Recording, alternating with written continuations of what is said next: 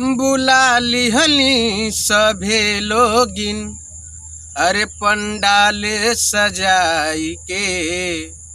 बुला लिहनी सभे लोगिन, अरे पंडाल सजाई के।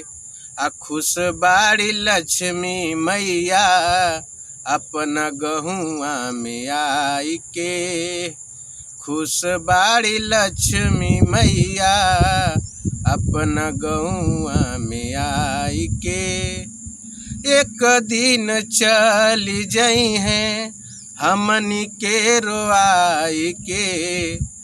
एक दिन चली जई हैं हमनी के रोआई के। आ खुश बाड़ी लक्ष्मी मैया अपना गहुआ में आई के। खुश बाड़ी लक्ष्मी मैया अपना गहुआ में आई के।